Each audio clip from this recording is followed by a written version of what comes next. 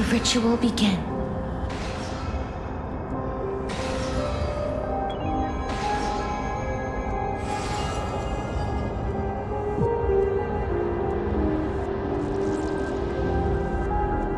And now, the objective is complete. That is all. Such is what Professor Anaxa always says after preparing for an alchemical ritual. And now, Pollux, I shall lift you from the river of souls and reforge your soul. Perhaps you will be disturbed by this, and your body may become horrifying to behold. But if even the slightest trace of your soul remains, the soul that once ferried me to this side of the shore, then please, look at me. I wish to thank you in person. I have obtained everything you sacrificed your divinity for. Lady Alanette. Did she recognize you? Oh, she must be the first soul we can communicate with here, right? I'm afraid she is just another spirit trapped here, like the rest of them. The only difference is that I was there when she died. Please, go on. I'm listening. Are you about to tell the story of Styxia? Yes. You're just as smart as I imagined, but... never mind. Now's not the time.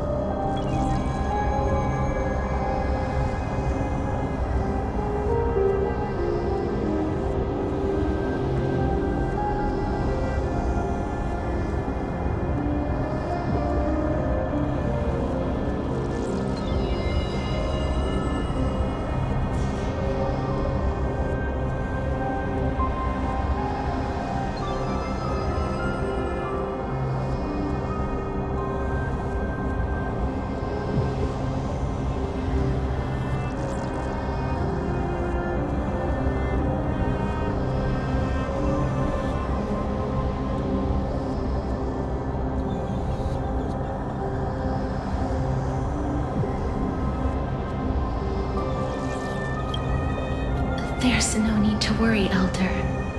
Take a look around you. You're already at the resting place of the dead. The world of the dead. But how?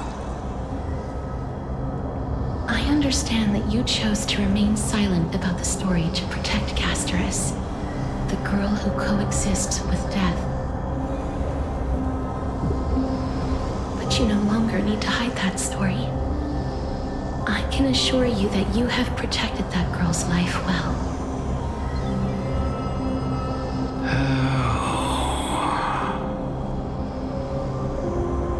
Well, in that case, let me begin. Styxia, the pearl of the ocean, plagued by unwarranted calamity and ravaged by death in the fairy tale. It was the first city-state to shift their faith towards death, even before Idonia did. From where you stand now, I suppose that's a bit hard to believe. Right? Indeed. I cannot imagine that those from the Era Chrysia, blessed with eternal life, could ever yearn for death. I have pondered the same question, child. But I am afraid there is no clear answer to it. Journeys and epics are only glorious and magnificent because all things eventually fade to dust. That's how someone once explained to me why death isn't necessary to the world. But I still can't take that as the final answer. Would a world without journeys and epics be worse off? I take it the one who spoke this line was a general, or perhaps a warrior. I, however, did find some inspiration in these words. Would you like to hear my thoughts, Casterus? Please enlighten me, Lady Amunet. Though I have already made up my mind on how to handle the authority and core flame of death. Your words might truly guide me toward the path forward. You and I are neither warriors nor generals. Therefore, journeys and epics cannot truly resonate with us. But what if I reframe it like this? What if love is not a trait bestowed upon mortals by Nestia, but a blessing from death? Love. No one ever invented the word cherish in the era when life was eternal. For all the good things in the world could be revisited endlessly, and every bond formed carried no risk of being severed. The so-called Era Chrysia was an age devoid of both virtue and sin. People did not truly live. They simply existed, going through the motions without passion or purpose, then waiting for something to happen. Perhaps the people of Styxia chose to embrace death not out of fascination with its cruel and fearsome side, but instead became fixated and obsessed with the impulses and desires tied to a finite existence. Therefore, death is not a thing of fear and desperation, but... That's right, Casterus. It is the reason we shed tears when parting ways, and also the original spark that ignited the passion of mortals. If you truly intend to deprive the world of death, then be prepared to witness it return to a state of stagnation. I understand, Lady Amunet. Our limited lifespan shapes all that we know and love. Not even the Death Titan has the right to take that away from humankind again. Nestia's love was the chrysalis of Gold's first blessing, but it most likely wasn't understood by mankind. We only learned to interpret this wonderful gift after Thanatos' arrival. If the world was bereft of death, then the Queen of Styxia wouldn't have played a midwife in delivering me into this world. You wouldn't have welcomed me into Itonia, and Aglaya would never have invited me to join the Flame Chase journey. None of these stories would ever have happened, and I would never have lived, let alone found happiness. Thank you, Mother. I will use all the love I've experienced in this long life to complete the final miracle. My teacher, Anaxagoras, grant me the wisdom of all things. I call upon thee, the stripped dead dragon's corpse.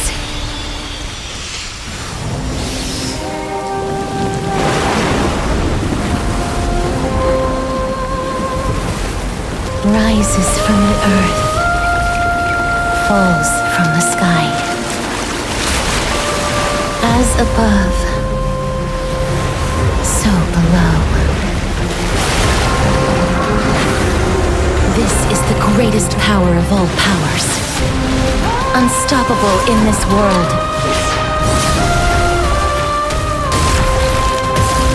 The great work that commands all death. I shall grant you embrace.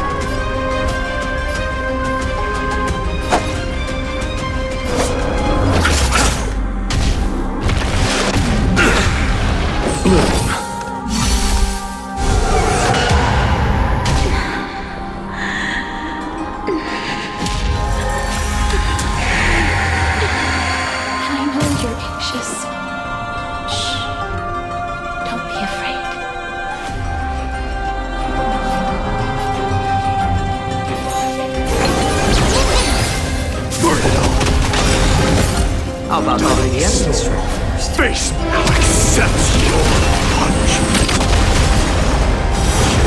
On you!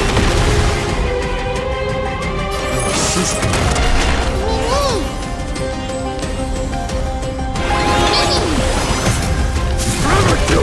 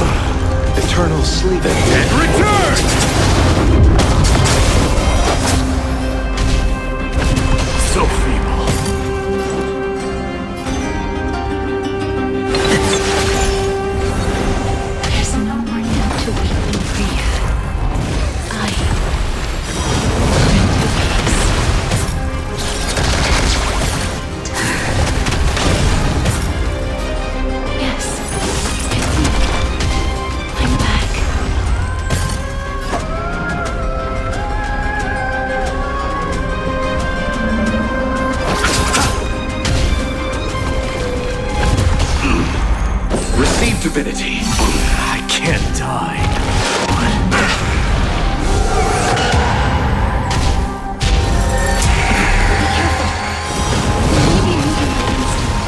But there is fury welling up within them.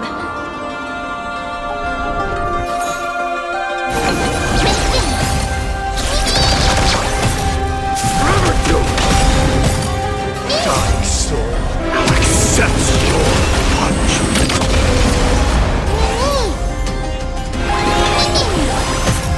Burn it all. It's better to make no move. I'm honored, but since you're already here, why not have a meal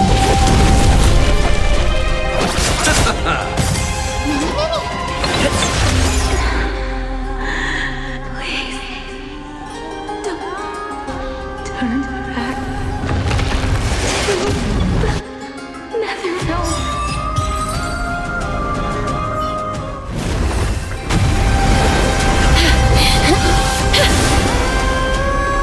Oh, death. Sleep in peace.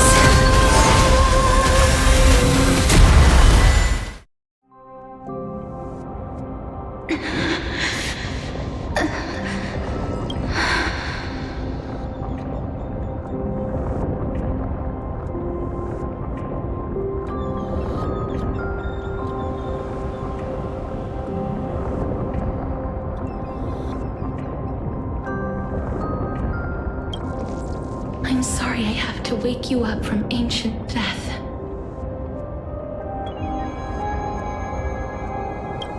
And I know you're anxious. Shh. Don't be afraid.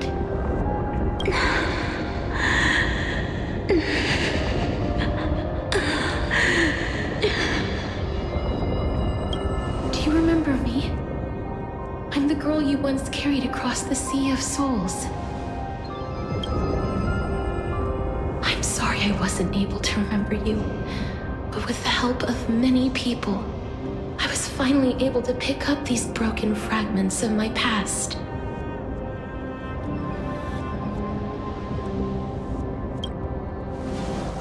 I'm back, Pollux.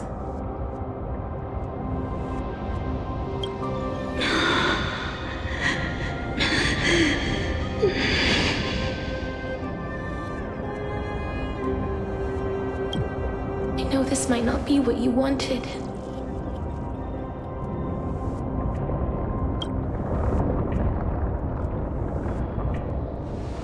But I have to do this.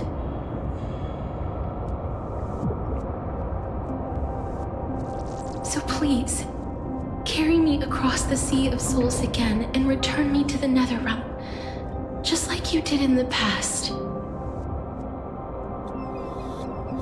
Please take me to where the core flame of death rests.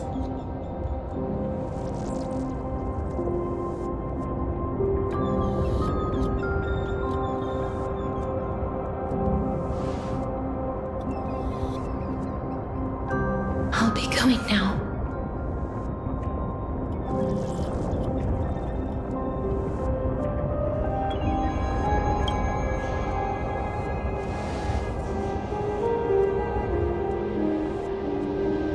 They may look scary, but as long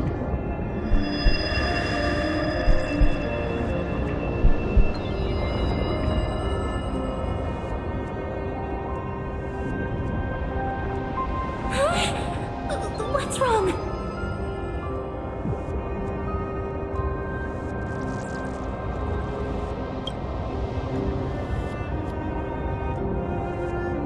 Are you... What's wrong with him? His time is almost up. If I don't go now, I'm afraid his soul will return to Thanatos' embrace before me. What? Oh no! Is there anything we can do? Don't worry. I promised I would ask Thanatos for the Trailblazers' right to roam the Earth again.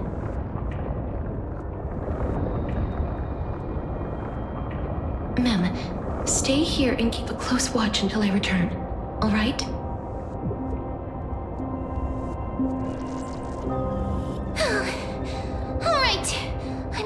taking care of others. Go on, Cass.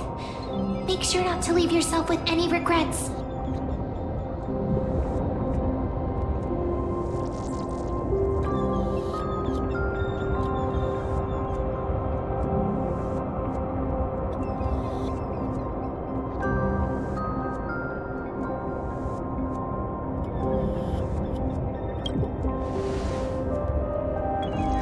That's not funny! It's a deal then.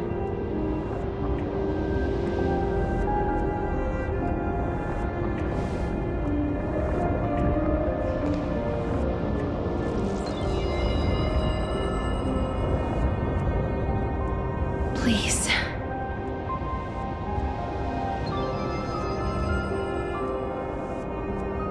Wait for me.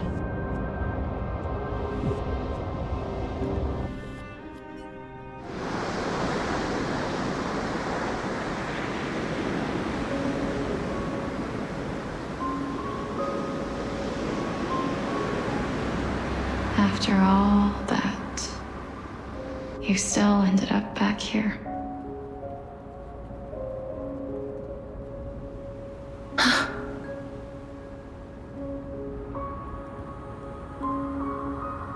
So the legends were true. The Netherrealm really is a sea of flowers. Yes. Just like the flower fields we tended to back then. Is that you, Plixia? Do you remember me? I don't have the memories from that time, but I've seen you before during an experiment. I see. Call me Thanatos, then. It'll be easier. However, since you recognize the name, you must already know everything about Thanatos, right? Yes. I'm here to reforge the order of life and death in Amphorius.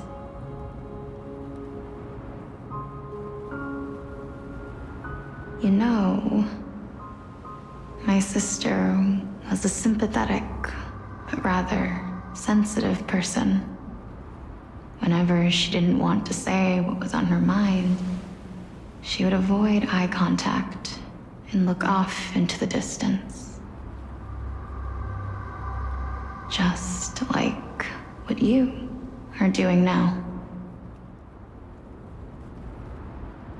Can you tell me about the last Era Nova? What did you do, Plixia?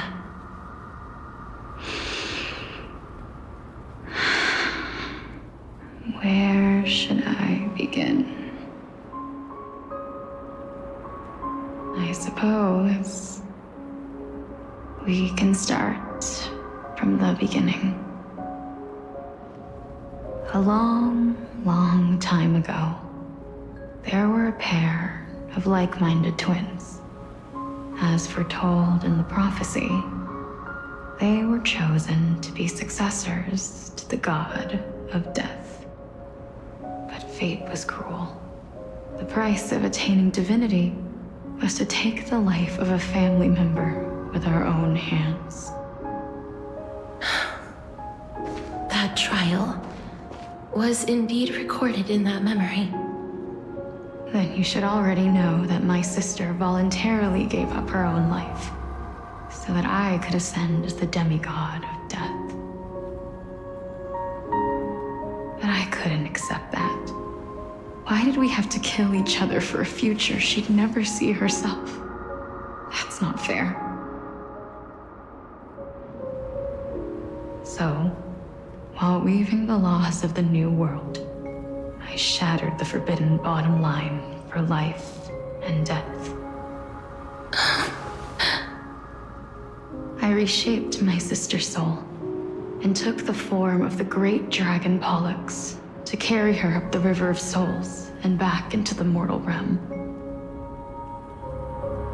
But our fates were already decided and manifested in unexpected ways in response to my futile actions.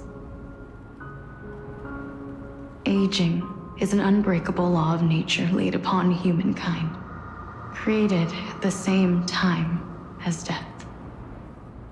When the living die, their souls will meet Thanatos, who would determine where every soul goes.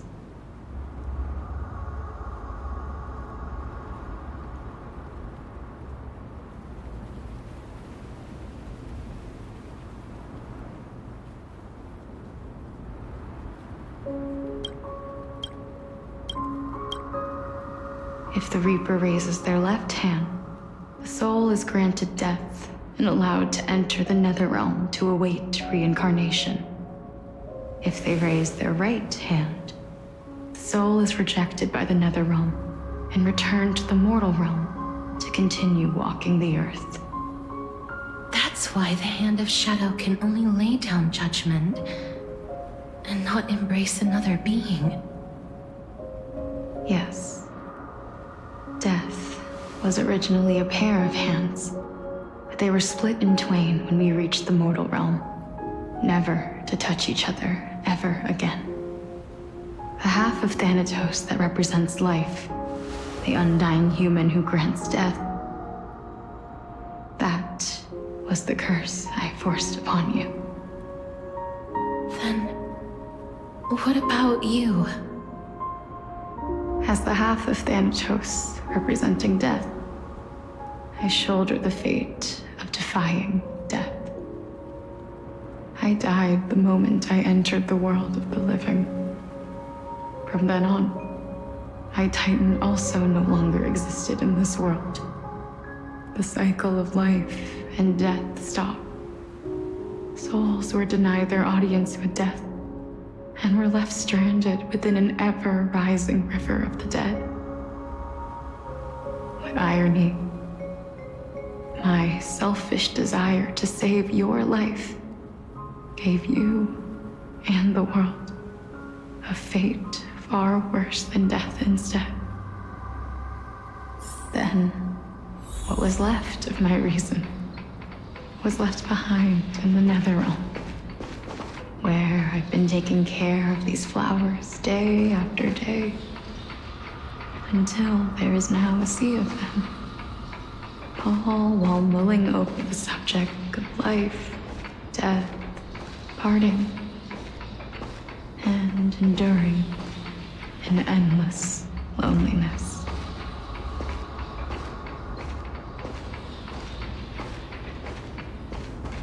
Fate is absurd indeed. Our lives were a mirrored image of one another, like a pair of hands. Even so, we arrived at the same destination. We walked different paths, yet experienced the same pain.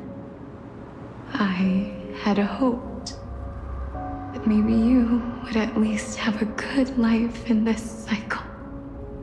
I'm sorry. I lived my life well. It didn't go to waste. As far as I'm concerned, you did nothing wrong. Even though I forced the authority of granting death to humanity upon you, a total stranger. Too many responsibilities were forced upon me in the course of this long journey. I was once lost, even upset. But I realized recently that if it weren't for your blessing, I wouldn't have understood the source of these emotions, nor would I have realized my purpose. I wouldn't have made it here to reunite with my missing half.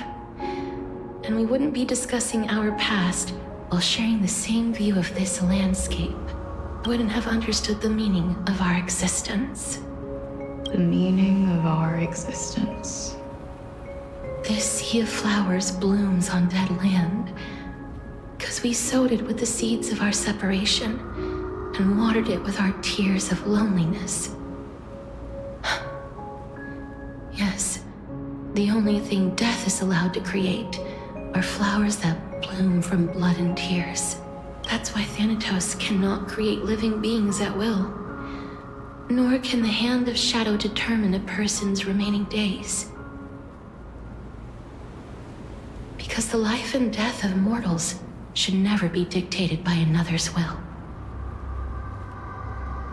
Are you saying there's no point in Thanatos' existence? No. No single being can bear the scales of life and death on their own. Not even a god. Life and death weigh equally heavy. We both know that now, don't we? You, too, must have had a difficult life. We've taken quite the ridiculous journey together, haven't we? I had a feeling, even back then, that we would meet again one day. Not to embrace one another after a long separation, but to come in search of retribution. Tell me the answer that's already been written. And let us draw this seemingly endless fate to a close.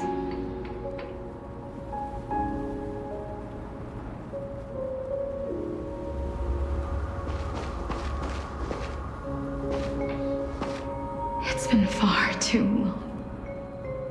I've waited here for centuries, watching day after day as desperate spirits are denied by this lonely wasteland. I always hoped I would see you among them. But I was also afraid of seeing you. I didn't know how I could possibly face you again. But more than anything, I was afraid that you might have forgotten all about me. I know. But don't you see, Polixia? I made it back anyway. You don't have to shoulder death's authority on your own anymore. It was always meant to be held in two hands anyway. So, let's give our core flame to him and have him take it back to the mortal realm. Give humanity back their cycle of life and death. Our responsibility as Thanatos was never about picking out favorite souls. We were only meant to watch over life. Let's tend the field together and create a warm sea of flowers for all the souls to come.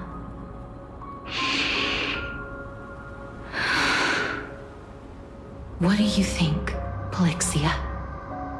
Yes, just one last step.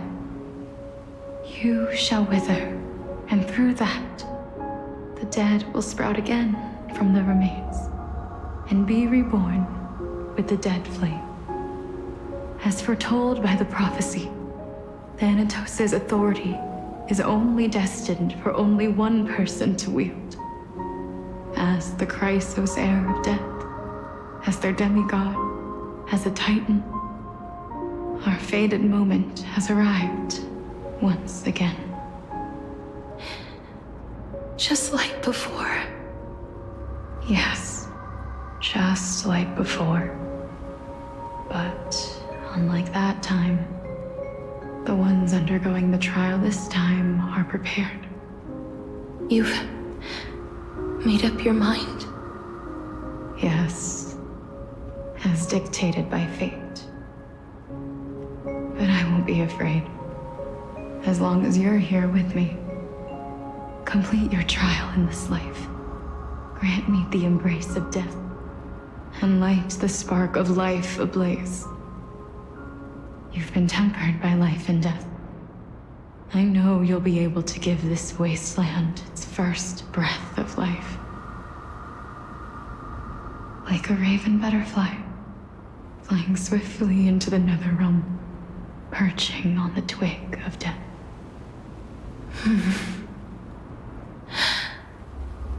I will. After this, I will remain permanently in the Netherrealm. The River of Souls shall return here and rain down from the sky, scattering souls across the earth. The cycle of life and death will flow once again. This sea of flowers you sowed shall bear countless joyous or sorrowful souls and bloom evermore.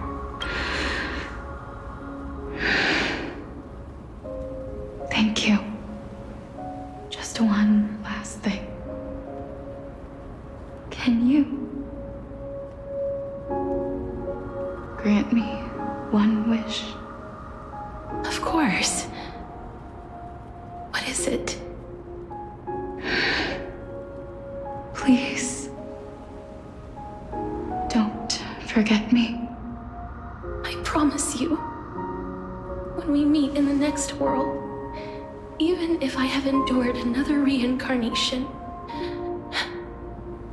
even if we do not know each other's names, I will still hold you tightly in my arms, just like what I did when we were born. Casterus. Casterus.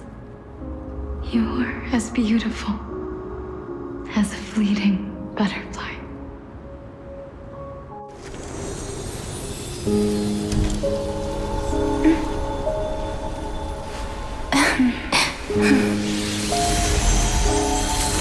I will bring rest to death. And from now on, stagnant life will once again flow.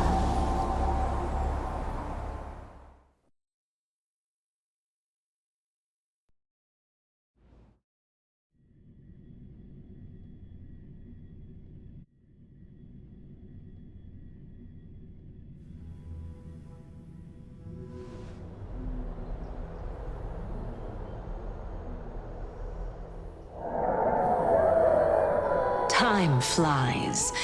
In the blink of an eye, the 15th entry hour is already at hand. When this farce is over, your soul will be placed on the scales of life and death. Are you ready? No need to ask so many times. Of course I am. Then why do you drag your feet? Is your fear of crowds holding you back again? I simply find them too noisy. Paying attention to conceited fools like them would be an utter waste of my time. Such harsh words. As I see it, you are no less arrogant than they are. I couldn't agree more. Oh. I did not expect to hear that from you. Are you not going to refute me? I know myself better than you think I do. At the very least, better than a stowaway like you. And they say men whose ends are nigh have but kind words. Well, that is exactly why I chose you. Should I thank you for the compliment? The hour of the trial has come. Do you have an answer for me? And how will you prove the veracity of your argument? I suppose there is no point in putting this off any longer. Do you recall where we stopped the last time? You were saying that Amphorius's history is cyclical. Indeed. The demigods that bear the core flames eventually become the new titans at the world's end. Remember what happened on the Holy Mountain? Calypso, Naias. As their destined ends approached, one by one they left this world, leaving only the twins, who are fated to succeed death. Unfortunately, while their journey is consistent with ours, you and Calypso, as well as Nikador and Naias, act as supporting evidence. I can only come up with a rough sketch for my theory of a cyclical history. For all the pains I took to reach this point, I had already lost hope of ever obtaining definitive proof. After all, the past is in the past. Proving that we are the legacies of heroes of the past is a hopeless endeavor. That is, until I met a girl named Polixia and her sister. If Castoris was truly sent from the past to the present for the Titan's self-serving reasons, then having lived through 2 cycles, and with Styxia as the pivot, she will no doubt be the link to connect all of this together. If the Twins of Death can bridge 2 cycles to reunite at the shores of the Sea of Souls, then my hypothesis will no longer be just a hypothesis. And you too will get the answer to your question. Well, that is all well and good, but how can you be so sure? If there is even the slightest error in your hypothesis, the girl will be shattered. It matters not. The most important quality a scholar must possess is foolhardiness. If you are overly cautious, then you'll never have the gumption to make the first step, and change will never come. Besides, I, an Exagoras, am destined to overturn this farcical world. Come, let us go and teach those pathetic worms one final lesson.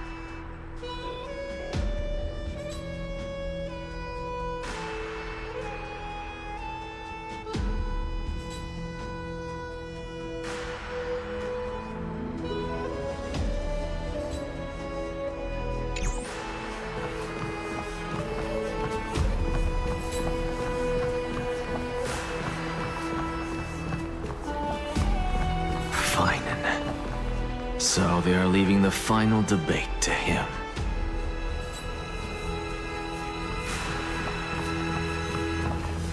Let those Chrysos heirs who started this terrible war hear you. Let them hear the voices of the people!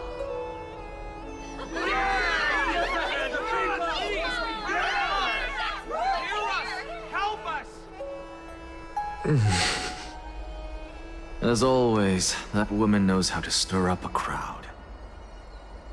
Professor Anaxa, I thought you'd pass on this. Everyone must cast their vote, or this assembly would serve no purpose.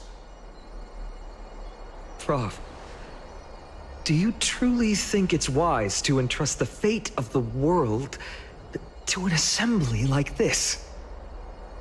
Akama has stood strong under this system for 1,000 years.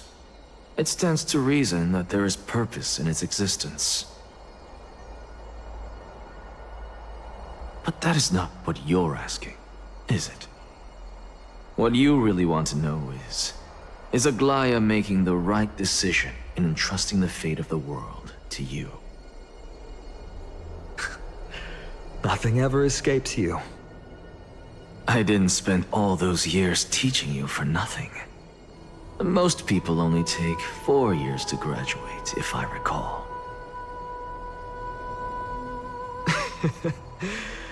To tell the truth, I feel like I'm on my way to an execution chamber instead of a podium. So, do you have an answer to that question? No, I don't. I thought so. Because that question is not yours to ask in the first place. Is Aglaya entrusting the world to you the right decision? Don't make me laugh. That is a question that woman must answer herself. Why are you fretting about this on her behalf? Or have you been seeing yourself as her pawn all this time? Listen up. I'll say this only once. Flip your perspective around and ask yourself this instead. What should I do to ensure that the world doesn't stray from the correct path? That is what you should be thinking about. You still have time, so give it some thought. Oh, and don't bother telling me the answer. Tell it to those begging for salvation from the gods.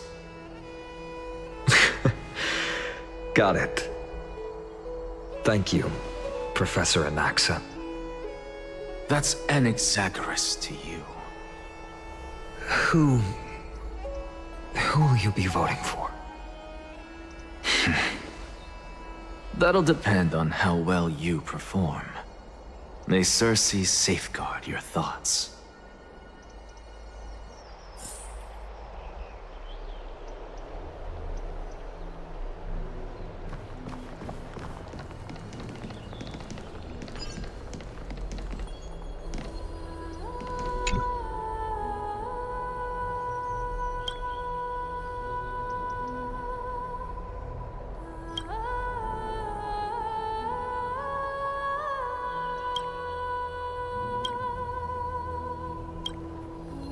I actually don't necessarily find things remaining the way they are. Believe you save. I'm a little nervous.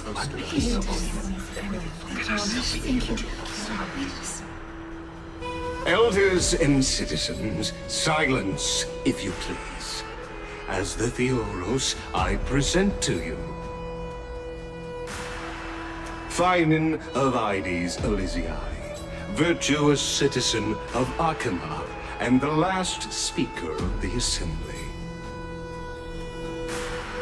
Much obliged, Lord Lycus. I remember him. He's the penniless lad working for Aglaya.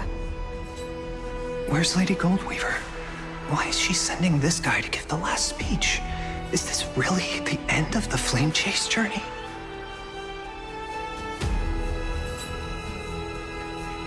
Can this dude really face down kindness? I actually don't necessarily find things remaining the way they are. Believe you save.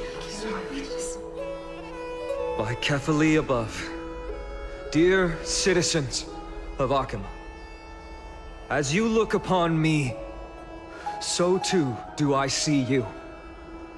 I see your fear and misgivings, your apprehension about the discord between the Chrysos heirs and the Council of Elders, and your uneasiness about the future of the Holy City. Yet, before you contemplate something as grand as the fate of the world, I ask that you look closer. Look beyond the horizon illuminated by Kefali, at the crisis threatening to overwhelm us. What? Ides Elysiae, my beloved hometown, is a village forgotten by time. It is a place with the most invigorating breeze and wheat fields that spread all the way to the sea. I once thought that there I would enjoy a lifetime of peace and quiet with my friends and family. How I wish I could invite all of you to that paradise, far from the noise and chatter of the world. Alas, I can't. Because she, and all that she nurtured, all that I loved, They have long been devoured by the black tide. My beloved home is no more.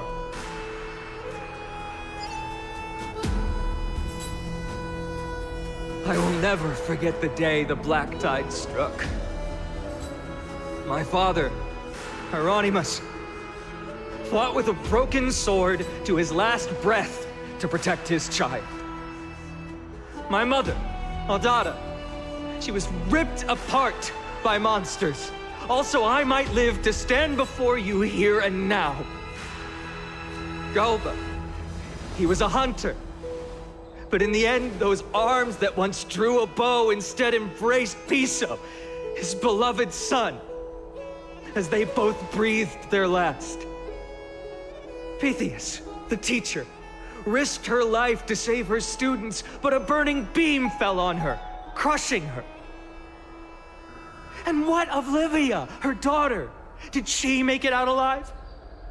No, she didn't. Livia, Piso, and so many other children. My childhood friends. They were all swallowed by the black tide and turned into monsters. They kept saying the same thing over and over. Even up until the final moment, I finally steeled my heart and granted them eternal peace with my sword. Why, Finan? Aren't we the best of friends?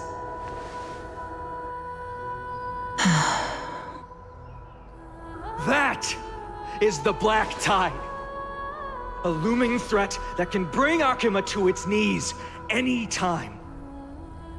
Kindness may have promised that with the 3 Titans of Calamity gone, Akima will return to an era Chrysia once more, but much as it pains me, I must disappoint you. While the demigod of strife has done everything in his power to hold them back, they are still coming. By now, the name of that black-robed swordmaster, the Flame Reaper, has likely echoed throughout the city already. The roaring thunder is a message from the strife demigod. The Flame Reaper has risen from death, and they hunger for the core flames of the gods.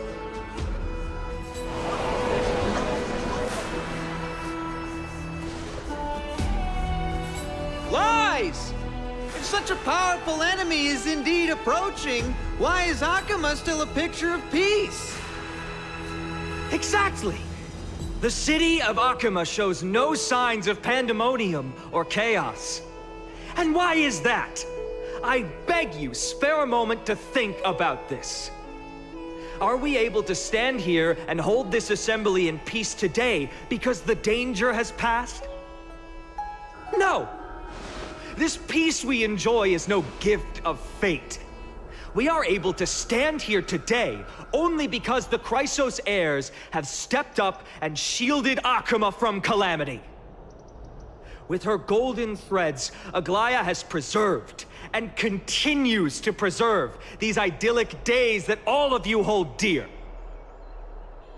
The Council of Elders claims that Aglaya will one day forsake the people because her divinity is eroding her body and soul. But ask yourselves this. Rather than offering her aid and support, why do they choose to watch and push Akima away from the Flame Chase journey? The answer that no one can bring themselves to speak of. A truth stained in blood and buried in greed, fear, and vanity. Allow me to lay it bare before you. It is because the Council of Elders, which bears Akima's history and honor, along with this citizens' assembly we once took so much pride in, are now infested with vermin.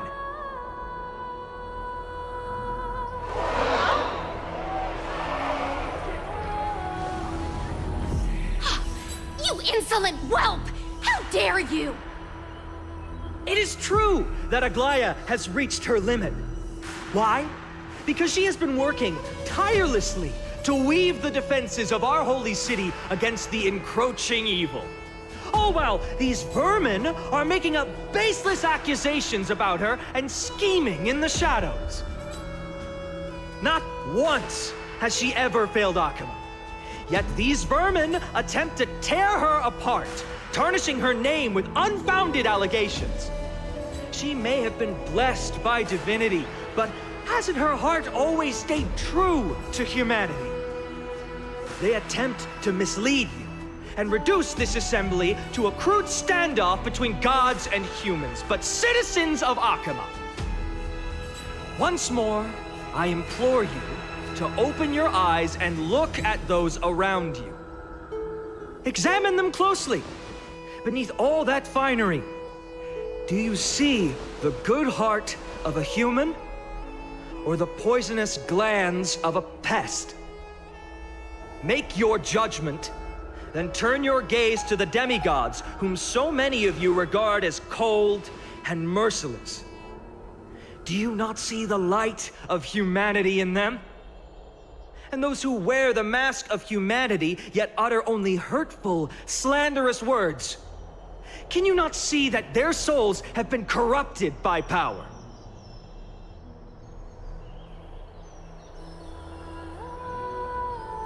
Yet, no matter what your answer is, and no matter who your vote goes to, rest assured that you have nothing to fear. For Aglaya, Tribios, and I will remain your faithful guardians and pledge our lives to upholding your decision. And this vow will stay true until the end of our days, where it will be passed on to future flame chasers. A steadfast and unwavering promise that shall endure through the ages.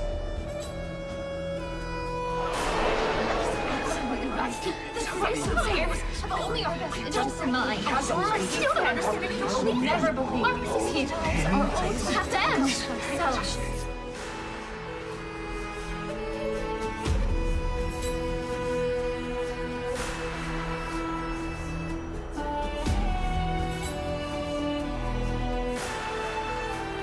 At the present time, on the scales of Talentum, those who call for the continuation of the Flame Chase journey, and those who demand its suspension.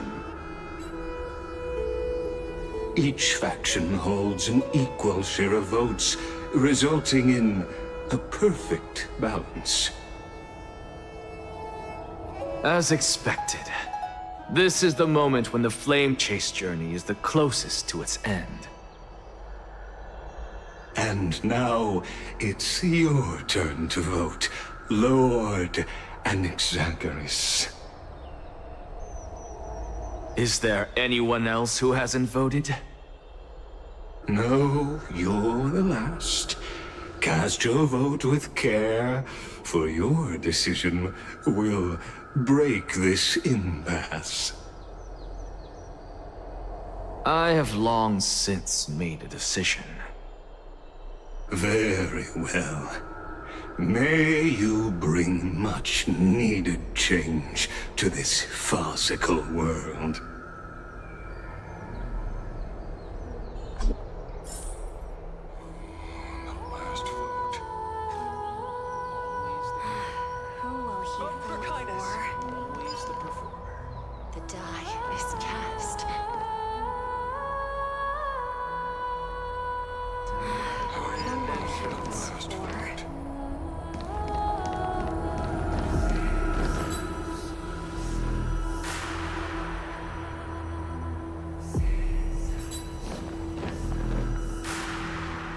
You've done well, Finan. Given the circumstances, delivering a rousing speech to stir up emotions was a prudent move.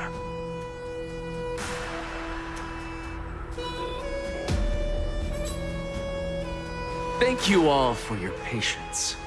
On behalf of the 7 sages of the Grove of Epiphany and the scholars of Amphorius, I, Anaxagoras, am ready to cast my vote.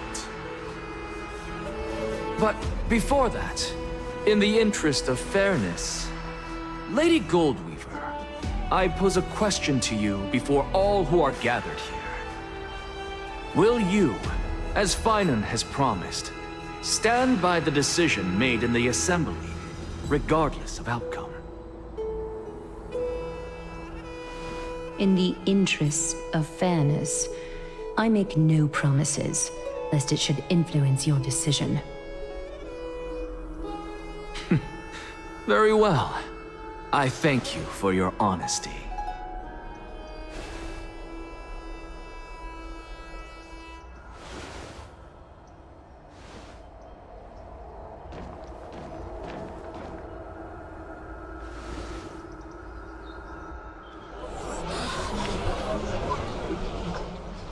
What's he doing? The stakes are high. Let's be patient. Cut the act! Who do you think you are wasting our time like this? Lord Anaxa, please do not forget that I... Rule number 1. Do not call me Anaxa. Rule number 2. Never interrupt me. Silence is golden.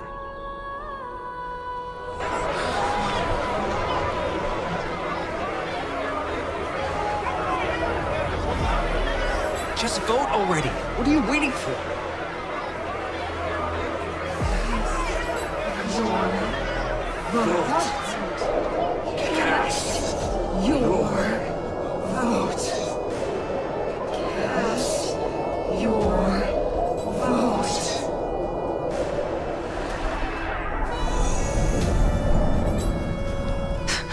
I cannot help but wonder, is every hardship in the world something you will exploit and use to your advantage? How else am I supposed to make use of this situation where my body and soul are separated?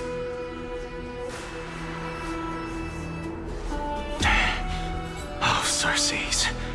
Or should I say Calypso? Accompany me on this final journey. Let us journey to the Netherrealm and see how she will substantiate the answer to your question and validate my decision. We need only to follow the sound of the tides.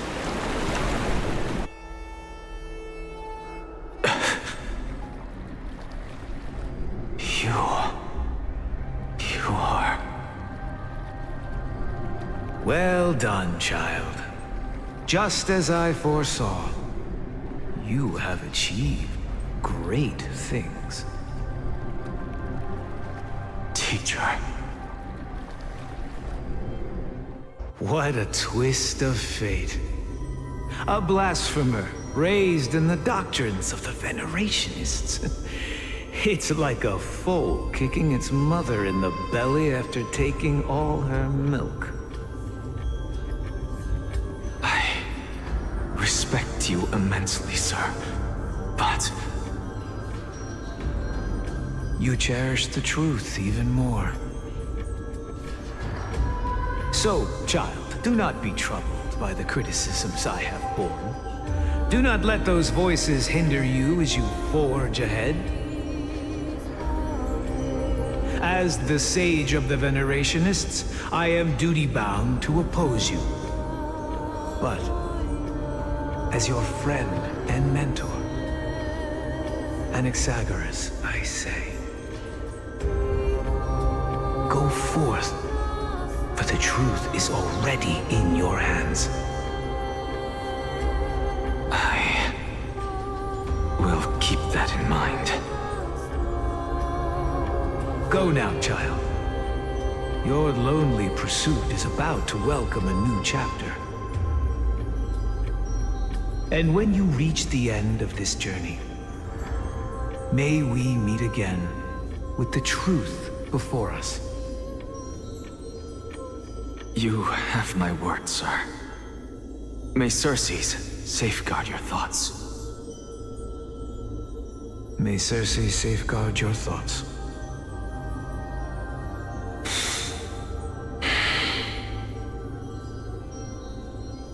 You are right. Empedocles. My lonely pursuit is about to welcome a new chapter. I must be on my way now. May we meet again with the truth before us, Empedocles.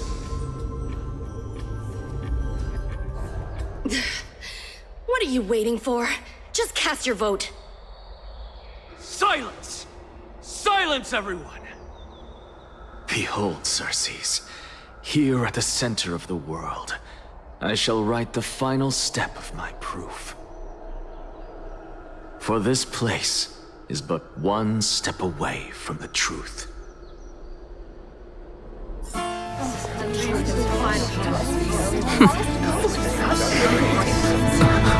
Professor, I completed the proof you wanted.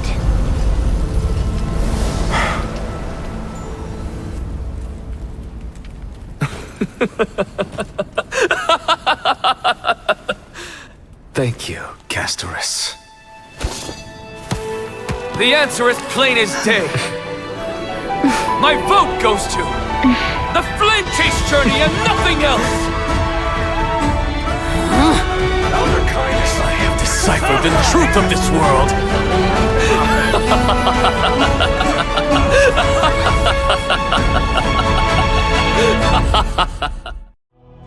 With the balance shattered, the result is clear.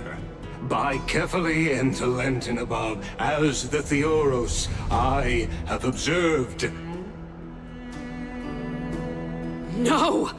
Lygus, you can't! Onyxa, what have you done? Have you lost your mind? I hope you are prepared for the harsh punishment awaiting you. Mark my words, I will make sure that clever head of yours never forgets the price of betrayal. Have you forgotten? I told you that happens to be one of my rare talents. You put on such a grand performance, just to aid their preposterous flame chase journey? Performance? No, you are quite mistaken. I may be paranoid by nature, but I've always been known for my honesty. If you really understood me, Lady Kindness, you'd realize that I never had any interest in your pathetic little game of politics. Factions, standpoints, they are jokes in my eyes. I have never once switched sides. Because I, and I alone, am the truth. Lady Kindness, with all the citizens here as witnesses, we should honor the spirit of democracy and respect the decision of this assembly. I have observed that Akama has chosen her destiny. This citizens' assembly has resolved to continue the flame chase journey. This resolution shall be put up on the Wall of Heroes, such that all citizens are aware of the city's way forward. You! It seems not everyone is ready for the assembly to end. Very well. Let me entertain you for a little longer. By your leave, Lord Lygus. Interesting. Elders and citizens, your attention, please. Stay for a moment more, if you will. Anaxagoras of the Grove of Epiphany has an announcement for the assembly. What is this performer up to now? Absolute flame chase journey. What do you think he'll continue? I don't know. So apropos. Just moments ago, all of you made a decision on the fate of Amphorius. As a supporter of the Flame Chase journey, it pleases me to see the choice you have made. But I regret to say that I still harbor doubts about this outcome. Thus, I hereby challenge this resolution. Tell me, who among you dare swear to Kefali's name that Era Nova will truly welcome the fairy tale ending that the Chrysos heirs have promised? A beautiful new world free of calamity and madness? Nonsense! That's impossible! What is he getting at? Of course he... Not even for a second. No one? Must I pick somebody to answer? Very well. You, the one acting so wise and profound, in front of all present here, do you dare swear that it will happen for sure? No? Fine. Next. You, the one with ignorance written all over your face. Yes, you. Do you dare swear by it in front of the Titan? What are you trying to do? Useless. Your turn, then. With that smug look of yours, you must be confident that the Flame Chase journey is the best course to take, right? Hey! Mind your tongue! So, no one? I see. In that case, Finan, answer me this. Your speech was filled with such passion just now. How confident, then, are you in making this promise? Professor, what are you doing? Let him continue with his performance.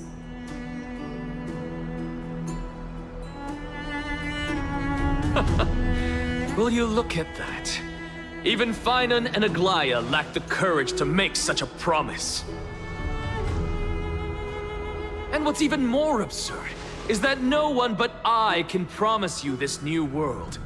And yet, the Assembly passed the resolution anyway.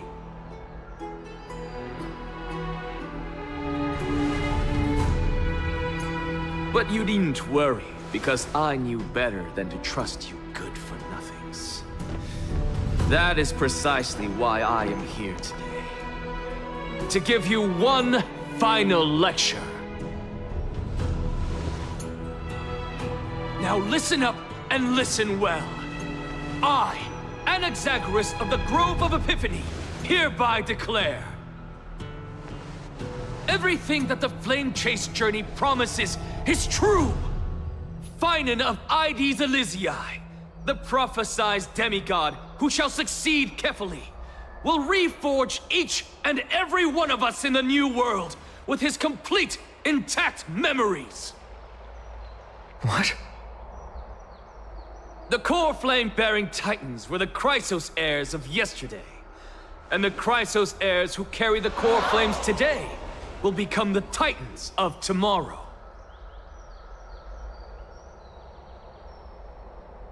All of our souls shall endure for eternity in the miracle of the World-Bearer. And all under Kefali's protection shall step into that new world.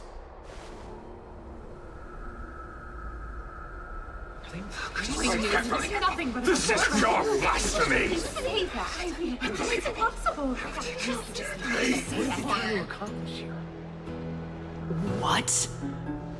Are you saying that we must bow down to you and worship you even in our next lives? Enough, you blasphemous imbecile! How dare you try to deceive us with all these lies and falsehoods? How can you prove? I told you, don't interrupt me. But since you've asked, I shall be kind and indulge you. My statements are based on my experiments on the divine body of Kefali themselves. You heard me correctly, everyone. With the tacit approval of kindness and the Council of Elders, I fused my soul with the god through alchemy and learned the truth behind Era Nova. What is he talking about? Isn't that pure blasphemy? I, the vile, wretched blasphemer, deserve nothing less than death for my sins. And the Council of Elders, which granted me consent and aided in committing this atrocity, should face punishment alongside me!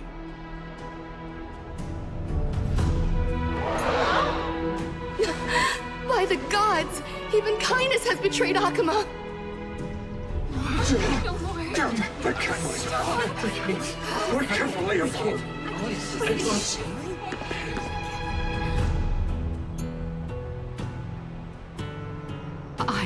I had no knowledge of his transgressions. He did that on his own.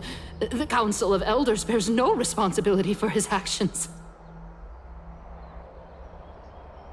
Lord Lygus, as the esteemed Theoros, are you going to simply stand by and allow the Council of Elders to be dragged through the mud?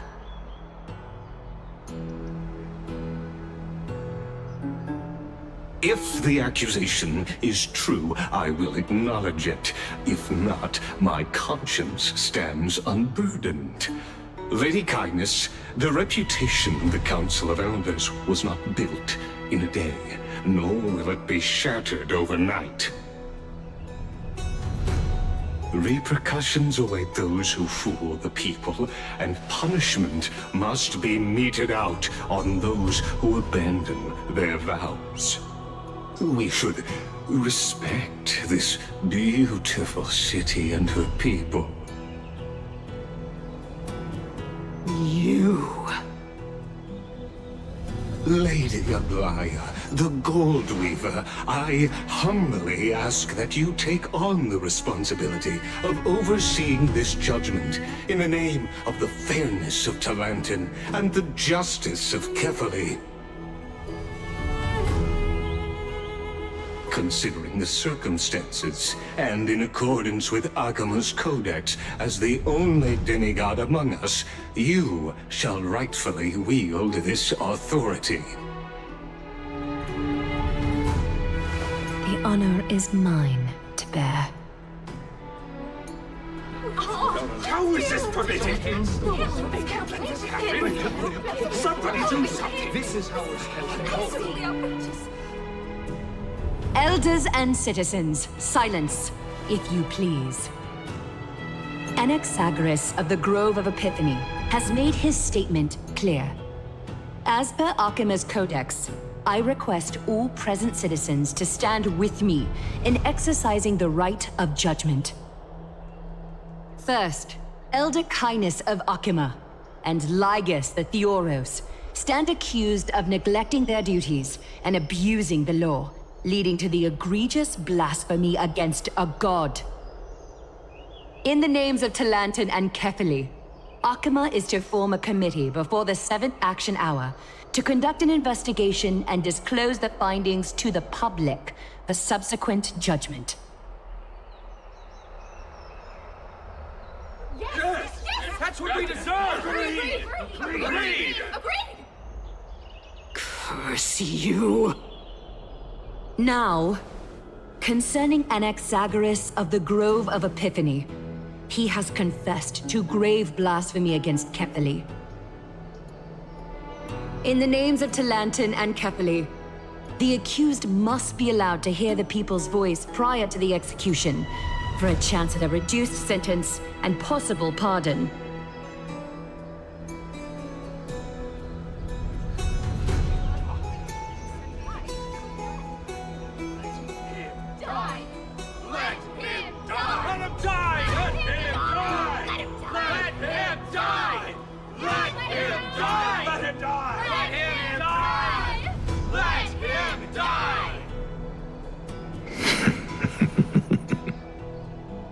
Professor.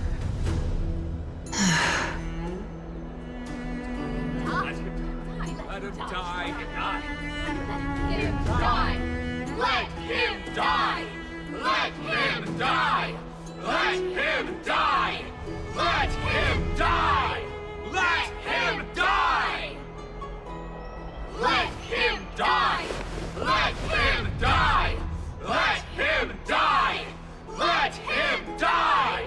Let him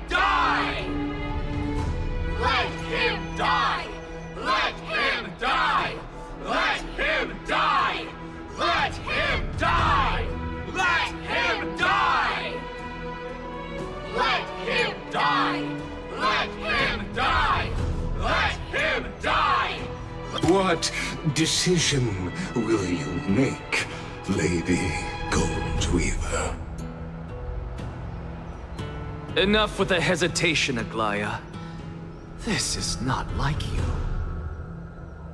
Let him die! Let him die! Let him die! Let him die! Let him die! Let him die! Then, in light of the people's voice, O Talantan on high, may you bring death upon him.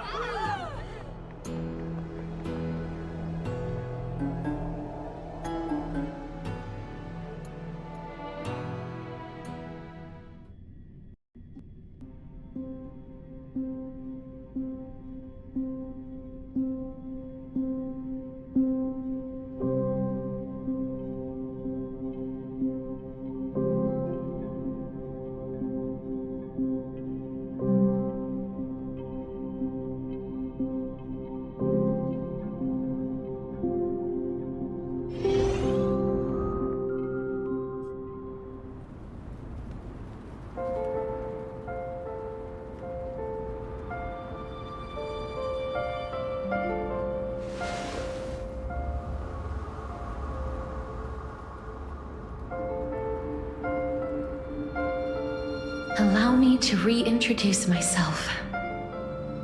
I bore the name of Castris while walking among the mortals. And now, I stand as the demigod of death, the living side of Thanatos. Welcome to my realm, where the west wind ends.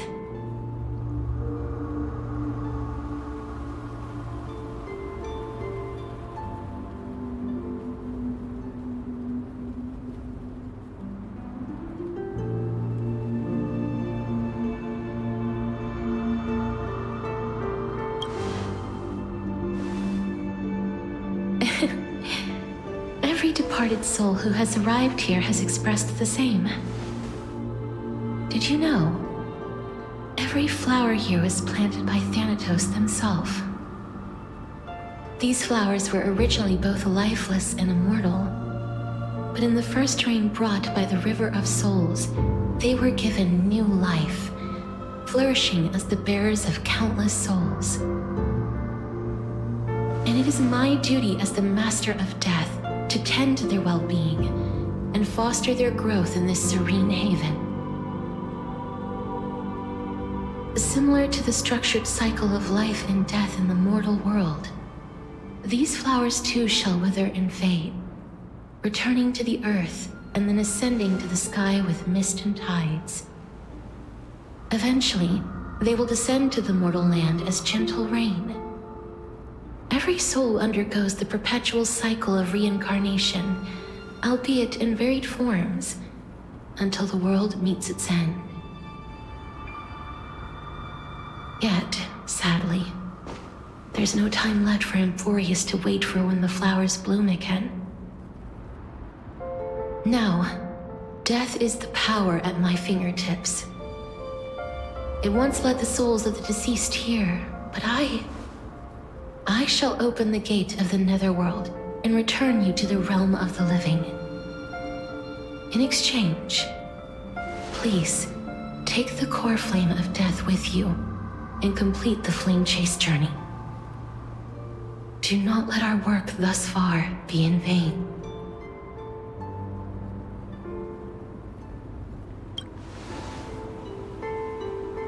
Thank you.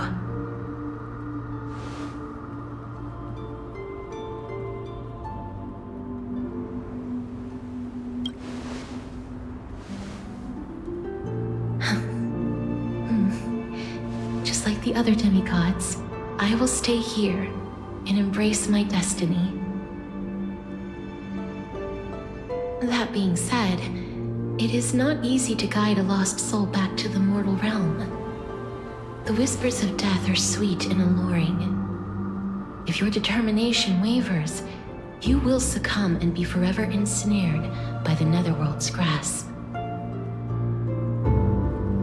Please consider this a one-time exception. I will do everything in my power for the Flame Chase journey. And for your life, the only life I can save.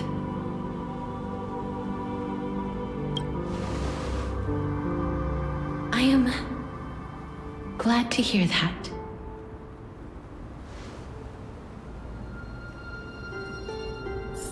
Over here!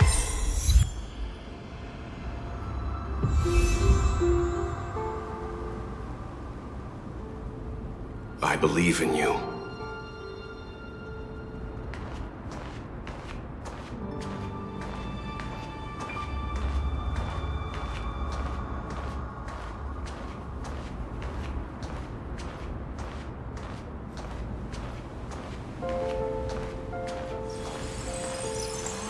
Grace awaits you.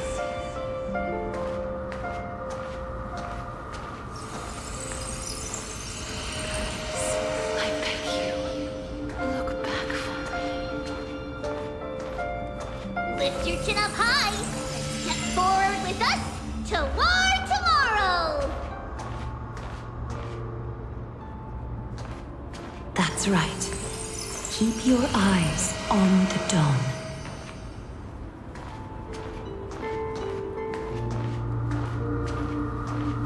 Onward. Show me your courage.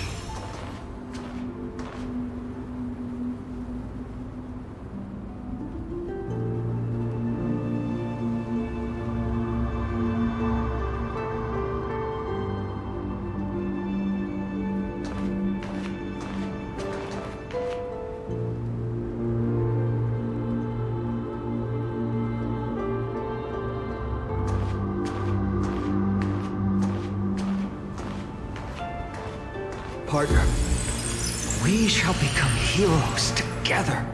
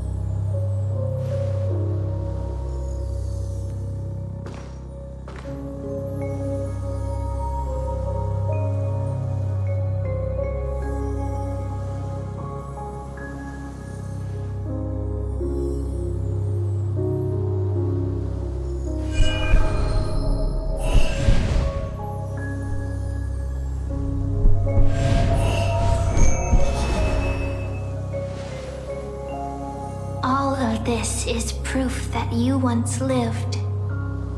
Your soul, your memories, the years you've journeyed through, and the path they revealed, leading you back home.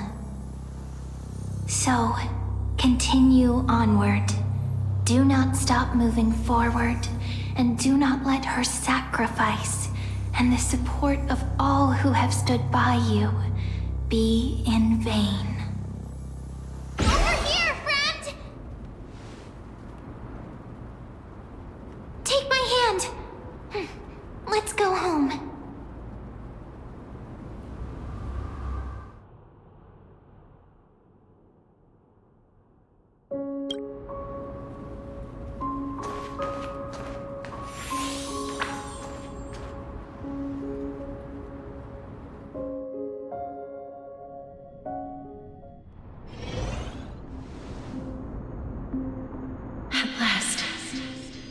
you could do it. Your soul is still perfectly whole, as if some kind of force is trying its best to keep it together. Is it Ornyx's final blessing? Or is it a miracle of your own? It's truly incredible. Such a strange surge of familiarity. So hard to describe. Perhaps it is fate, once again fulfilling its own design. Or perhaps it is the laws from beyond the sky, so familiar to you, that intertwined our fates long ago.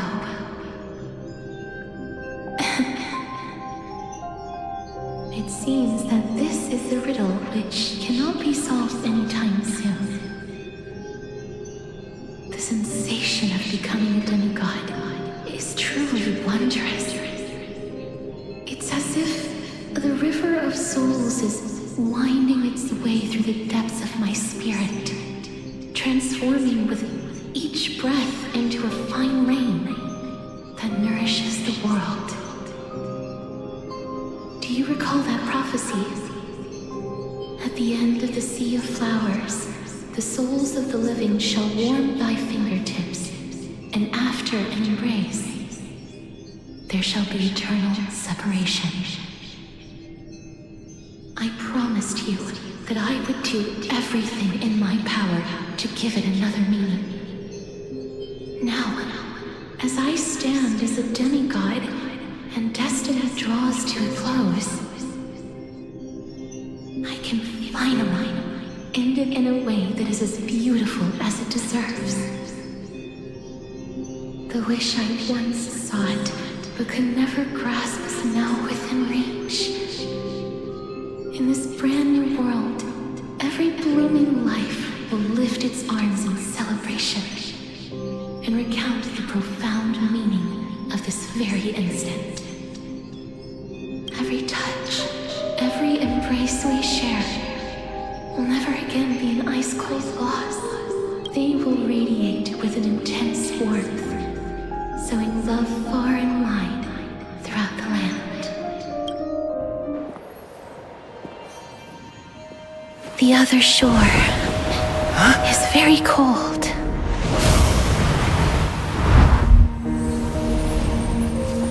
May I borrow your warmth one last time?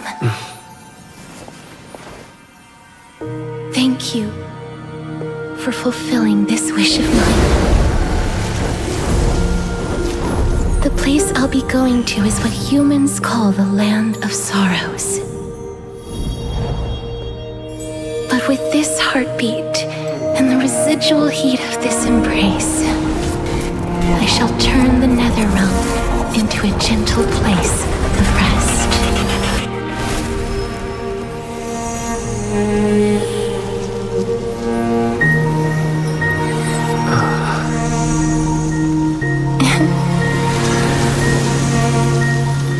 This embrace may be brief, but it's the proof that I once lived.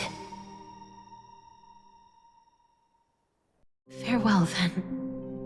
May we reunite in the new world.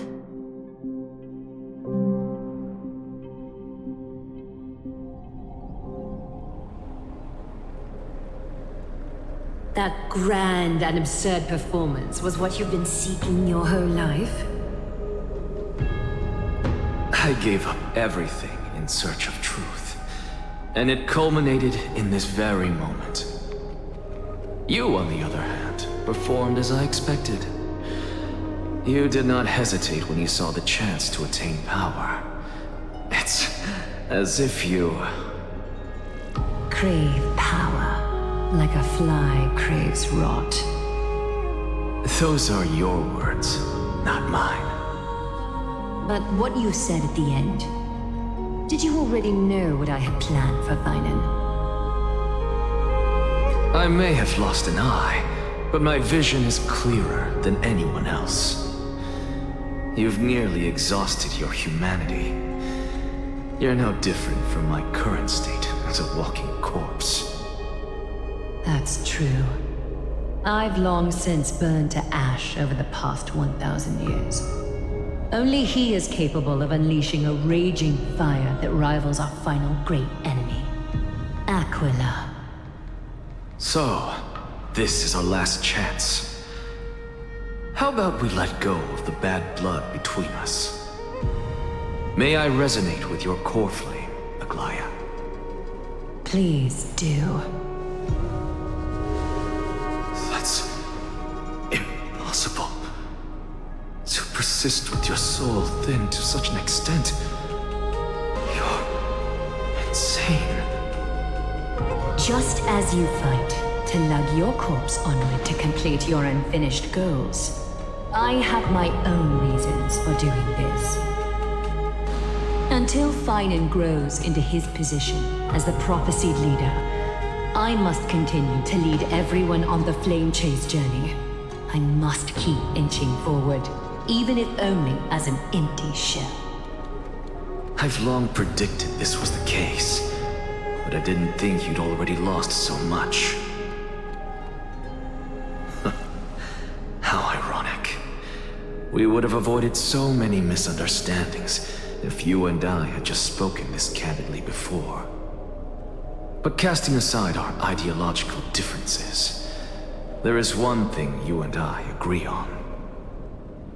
Finan. Yes. He was born to be a hero. He understands the hearts of the people, and I can confidently say he is a far better leader than you. Only he is capable of fulfilling your mission. Sadly, he is a man cursed by Nestia. But by my estimates, his horribly elaborate sense of style should not impede Aranova. Congratulations are in order. We found common ground at the very end of our destined paths. When you put it that way, it makes me want to take back what I said. Aglaya, we're back. Come welcome our great hero reborn from the ashes. I hope he didn't hear your earlier assessment. It wouldn't be the first time I criticized him.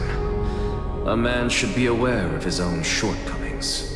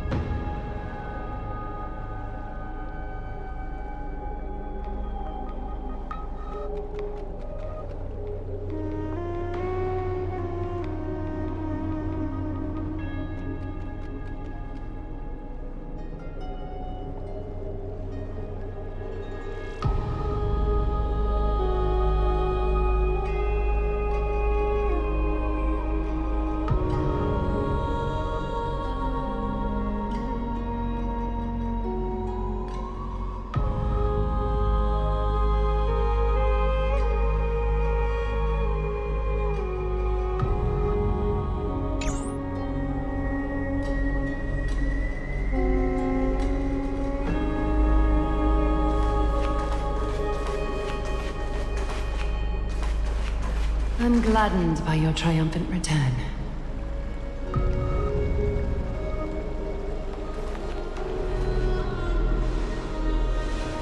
But I don't see Castris among your number. It looks like she not only helped me prove my theory, but helped you fulfill your mission as well.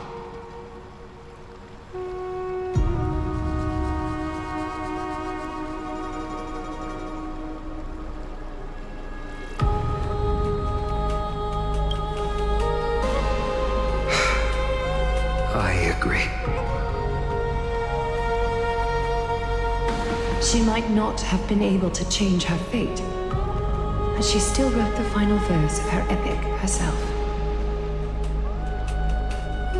Trinan, please recite the prophecy for us. Trailblazer, please surrender that scalding cool flame for us as well. You are the only life she ever saved by her own hand in her 1,000 years on this earth. I believe no one is more qualified for this noble task.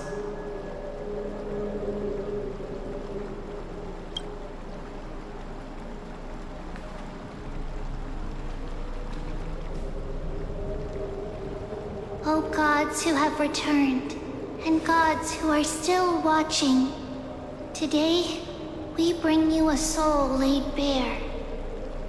The Hand of Shadow, Thanatos, remembered their name from the past.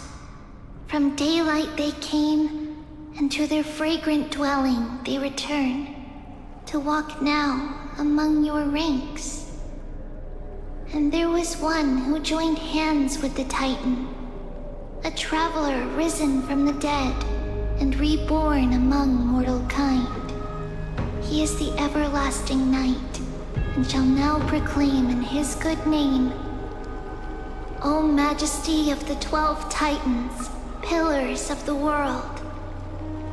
We seek your divinity to mend the rifts of the world. Fill our bodies with blood of gold till we wither in willing service to the prophecy. Step forward, trailblazer from beyond the sky, and together with us, surrender the core flame and carve their star into the sky.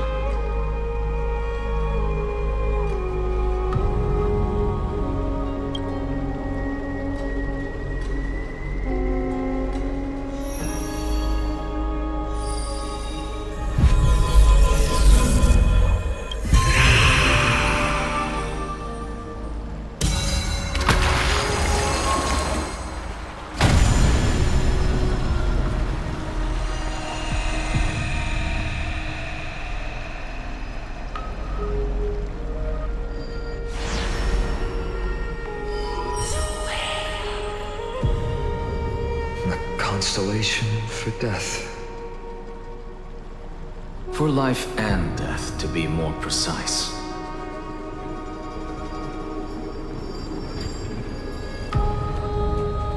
Look! It's...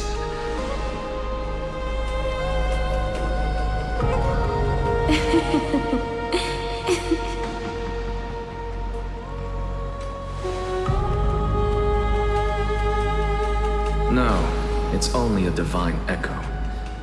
I think she's here for the trial.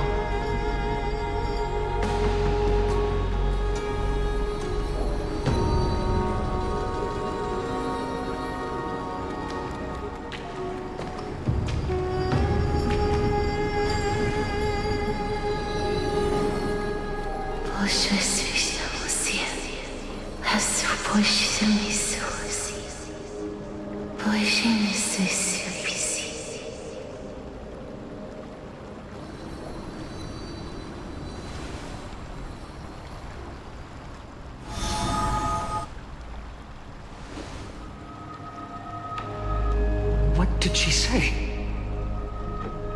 That's the language of the Titans. Castorus... No. The Titan. They said... I have illuminated the cold shadow of death. Onwards. For your path to the future is bright and its flame eternal.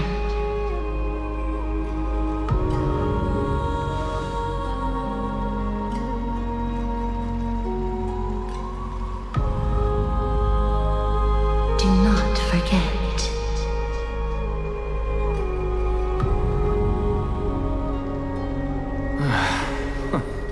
She made quite a scene. I suppose it's my turn now. I won't stop you. Professor, you... What's with that look? You were present. So, let's get this execution over with. We wouldn't want to bring shame to Akima's divine laws or keep me from creating a new world. You never change, do you, Professor? I don't understand. If your theory is correct, you'll lose all memories of your past life once you become a Titan. So what's the point of becoming a god? Of course there's a point.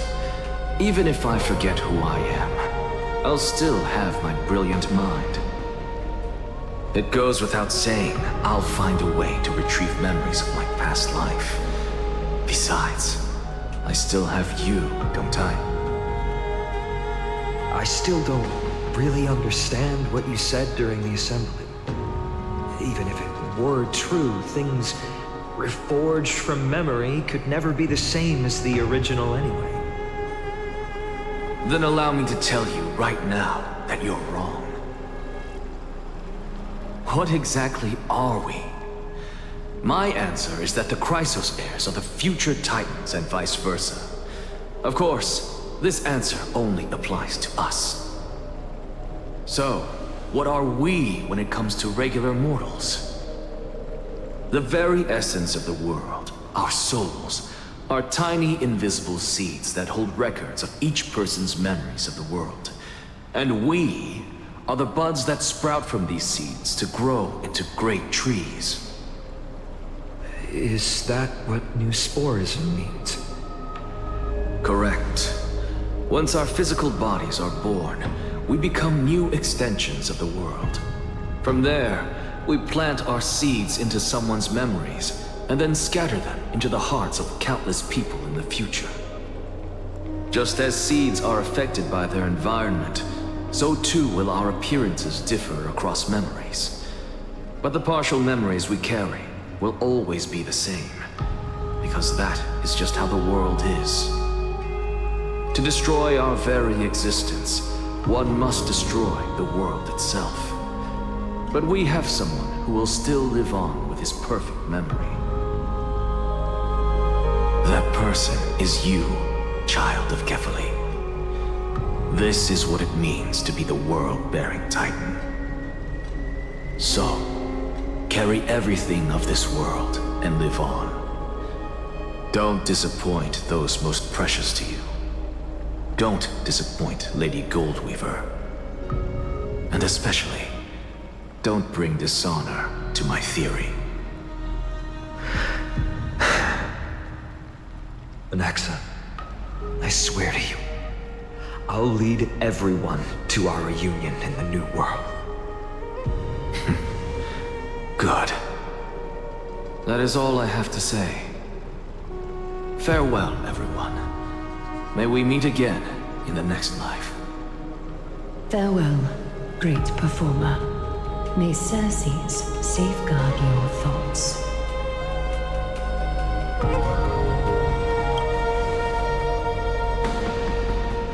Are you satisfied, Honorable Titan? Very. I hereby swear I have borne witness.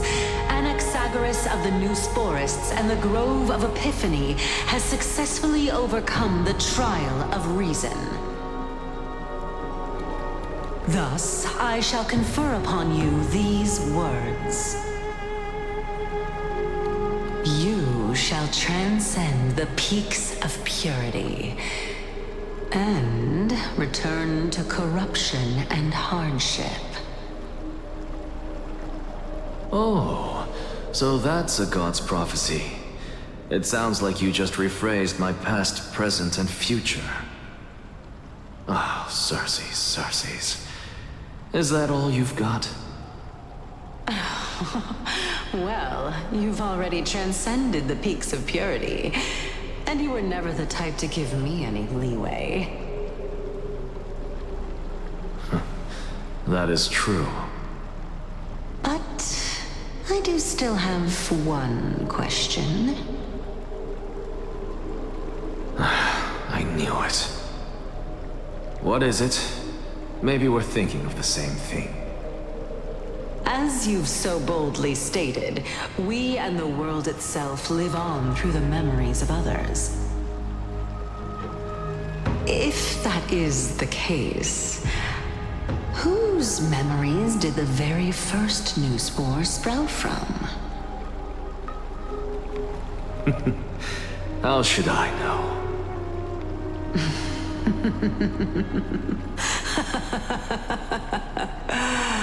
Oh my. But, since we are both equally curious, we should allow the children of humanity who come after us to investigate in our stead.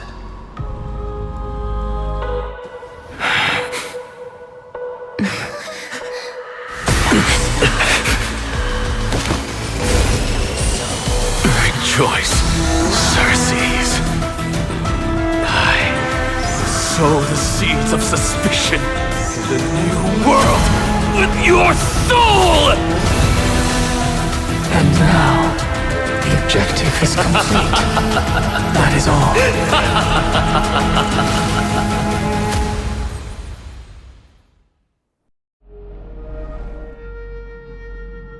Thankfully, she's still alive. Was March 7th also in this condition when she was first rescued by the Express?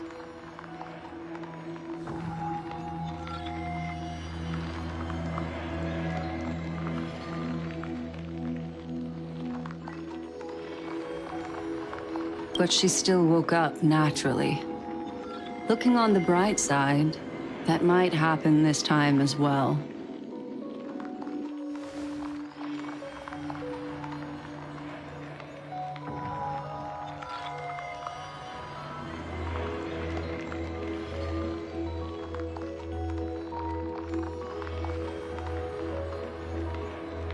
I do not have conclusive evidence, but judging by her current condition, perhaps March 7th's memories have been hijacked. Think about it, Miss Himiko. What will happen when someone loses their ability to remember?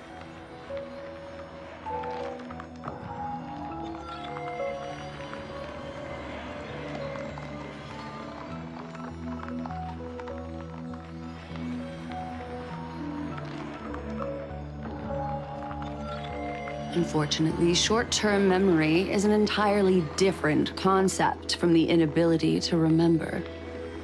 Perhaps it is difficult for you to imagine, but an individual who has lost their ability to remember turns into nothingness. The belief of the Garden is that everything in this universe can be interpreted through memories. This is the driving force behind the continuance of this path. The past is made up of memoria, while the future is a possibility that will eventually be converted to memoria. But the present, it doesn't really exist, and it's only an abstract expression.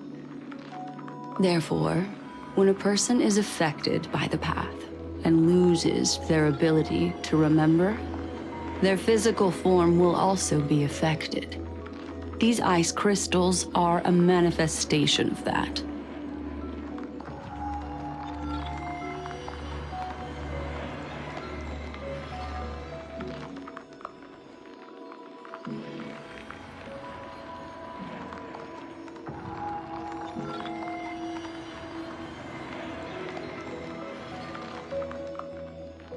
Is Miss Himiko suspicious of me?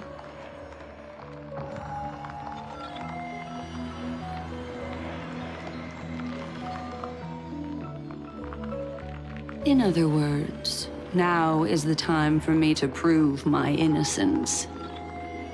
That's not a problem, of course. The true reason behind my intentions is that Amphorius holds special significance.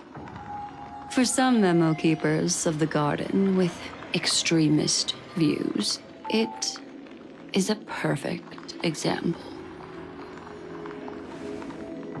A world that can only be seen through the garden's mirror means that memo keepers have the right to keep the world in their private collection. If those pathstriders of remembrance were to uncover the secrets of Amphorius first, they might unleash their wild ambitions and remodel more worlds into a similar form.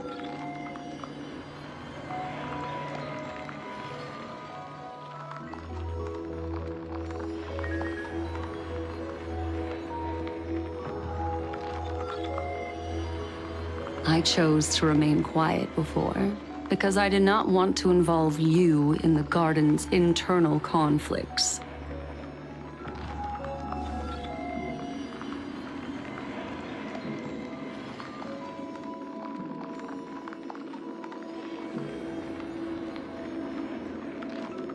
You can be even bolder with your guesses. The people that I'm talking about, they aren't just individuals.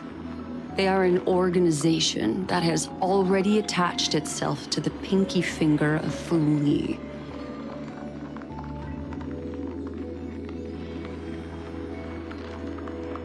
I cannot be certain, but at the very least, they are capable of doing so. I am deeply sorry about what has happened to March 7th. But the deal that I propose still remains a fair one. Amphorius is still an excellent destination, and investigating further might allow us to uncover the truth behind the accident. Miss Himiko, the wisest choice right now is for us to continue cooperating.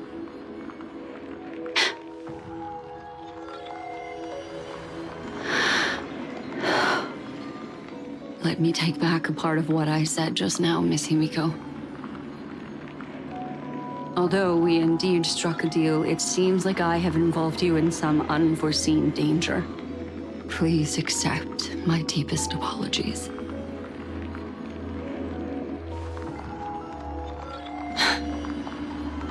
It's Fu Li. Their gaze has just swept across Amphorius.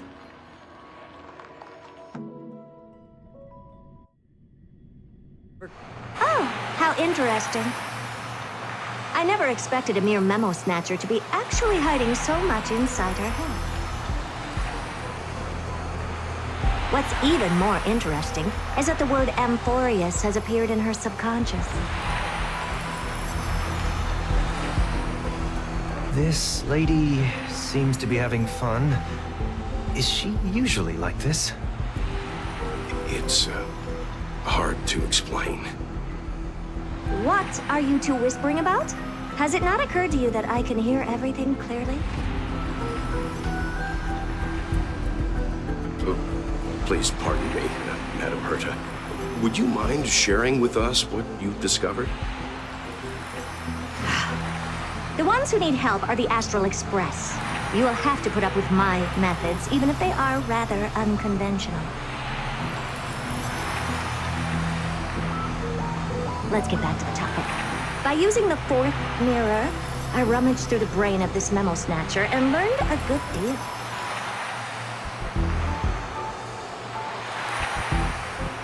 Not only does this person know of Emphorius? But there are also many memo keepers who are interested in the place.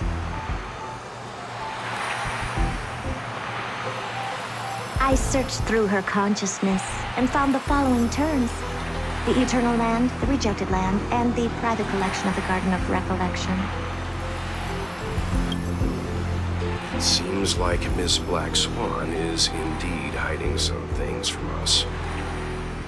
Since I'm not able to find any useful clues from the outside, why don't I personally visit this mysterious Emphorius? You're planning to head to Emphorius yourself? Yes, but not in the flesh like you all foolishly did. See these Herda mirrors? With them, I can project my data spirit entity to any corner of the cosmos through spatial warps, without even needing to leave my room. But of course, these corners of the cosmos must be within the coverage zone of inter-astral peace communications. After all, this is collaborative technology. I see. You do seem like the more indoor type.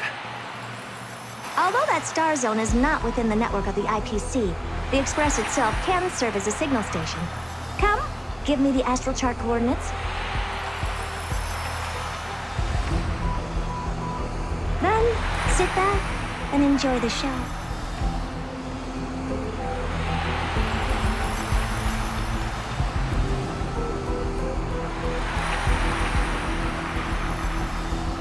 All right, now that everything is ready, mirrors, get to work.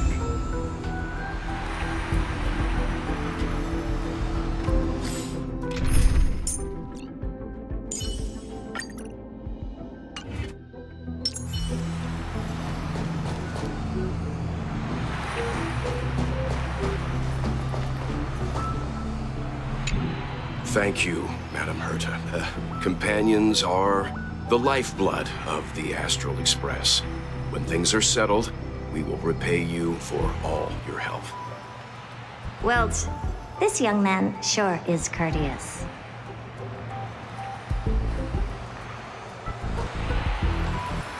Madam, watching you work has been an enlightening experience for me.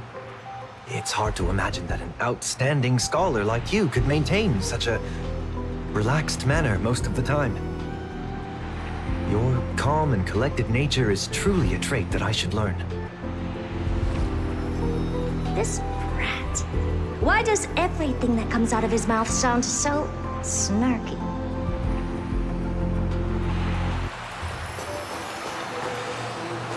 First mirror, input the coordinates. You'll be in charge of the spatial warp. As you command, Madam Herta. The preparations are complete. I wish you a pleasant journey ahead.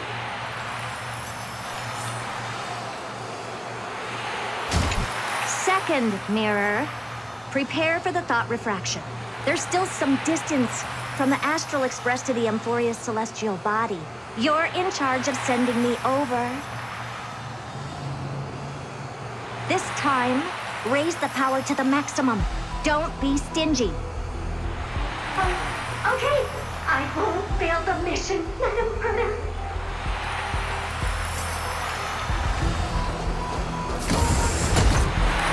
Third mirror, you're in charge of generating the data spirit entity. I'm happy to help, Madam Herta. What kind of appearance are you planning to use this time? Good question. Let me think. Forget it. Just use my own appearance. There's no one there that'll recognize me anyway.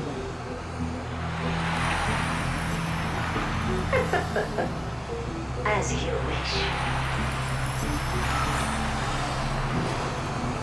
Fourth mirror, you'll be in charge of... It seems like I have nothing for you. Just stand by and wait for orders. Standing by again. That's so boring. Next time, can you count down from 4 instead?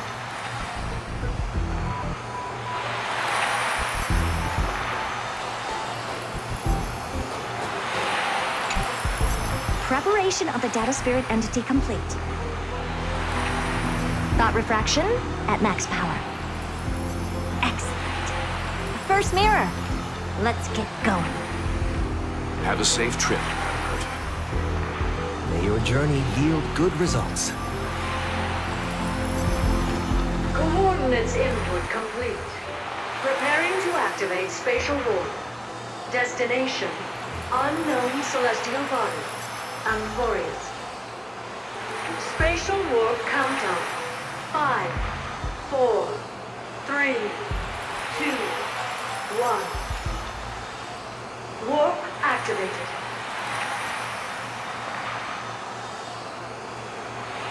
Oh! So that's Amphorius? Its appearances sure is unique. Second mirror. Prepare for thought refraction. It's time to send me in. Please read the safety protocols carefully. Can't you hurry up? Yes, ma'am. I didn't expect it to be so turbulent. I should have asked the second mirror to use slightly less power. What a magnificent sight! Is this the entrance to Amphorius? Let's see. Perhaps I'll be able to find a way in.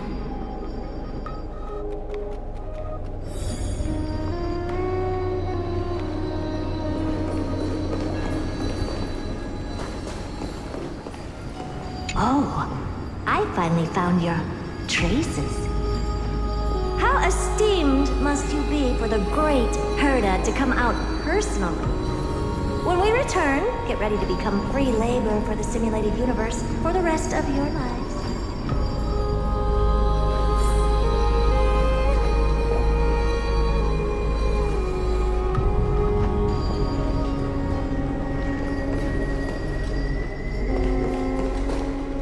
What's this? A statue? It's ugly. I don't like it.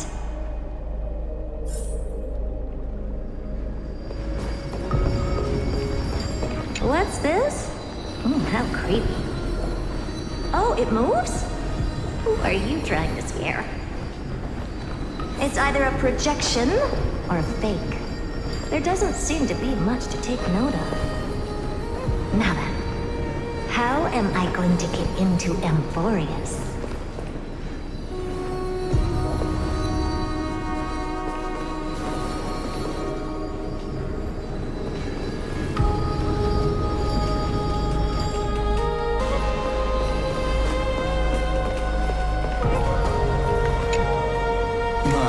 Deepest apologies, esteemed lady. I'm afraid that you cannot proceed further. Who's there? Your visit, although not part of my calculations, is a pleasant surprise. It's a pity that the preparations are not yet in place to receive you with the hospitality that someone of your status deserves. Are you not going to answer my question? Who are you? I have many identities, and I'm going to have even more in the future. But if you just need a form of address, you can use my common alias. Lycurgus. Lygus. All right, Lygus. But you can't possibly think that I'm just asking for a name, can you? Regrettably, I do not have the authority to share more information. However, standards are always flexible. While not violating the ultimate agreement, I'm able to disclose this piece of information. As you thought, this is the entrance to Amphorius. Now, please, kindly turn Amphorius is not a world that you should be involved with, regardless of what kind of magnificent achievements you have accomplished. This place will not open its doors so easily. You seem to understand me very well. Then you should know that I have no reason to listen to you. Your reaction is completely within my calculations. Despite my long years as a watcher, it seems like my assessment of human nature still remains accurate. From you, I'm able to sense a beautiful desire for knowledge. But my answer remains unchanged. Madam, it is with the utmost goodwill that I suggest you return to where you came from. Let's assume for a second that I'm not so well-mannered, and that I insist on uncovering the secrets hidden behind you, Mr. Lygus. How do you plan to dispel this notion of mine?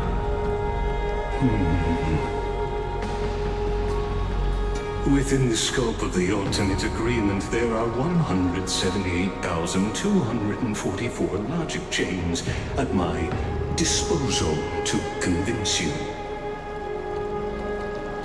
After filtering through them, I have determined that I only require 3 to attain the results that I desire. Oh? I'm all ears. First, for reasons that cannot be disclosed, Amphorius is a completely isolated celestial body. Apart from me, no one else will be able to help you enter. That's not a good argument. Second, if your plan is, as you've alluded to previously, to force me into cooperating by showing hostility, do know that,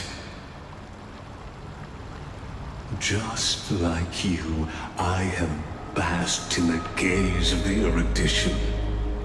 I stake my honor and assure you that in the worst case scenario, our mutual destruction will be inevitable. Oh. No wonder I couldn't find a back door.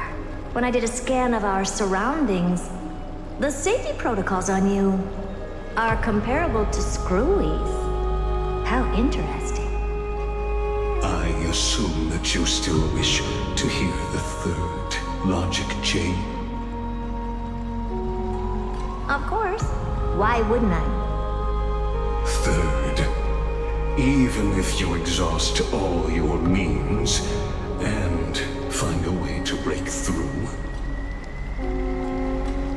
you will surely give up once you understand the consequences of your actions. After all, throughout your long life, as much as you'd hate to admit, your conscience has played a crucial role. What a brazen robot. You think that you can actually understand me through your paltry calculations? But since you put it that way, why don't you tell me what these consequences will be? It concerns the third path that is entangled with Amphorius. A path that you and your friends still very much lack understanding of. The destruction. So, if you ignore my warnings and persist in your ways, you will break the shackles of a Lord Ravager. And when that happens, their fury will engulf the cosmos.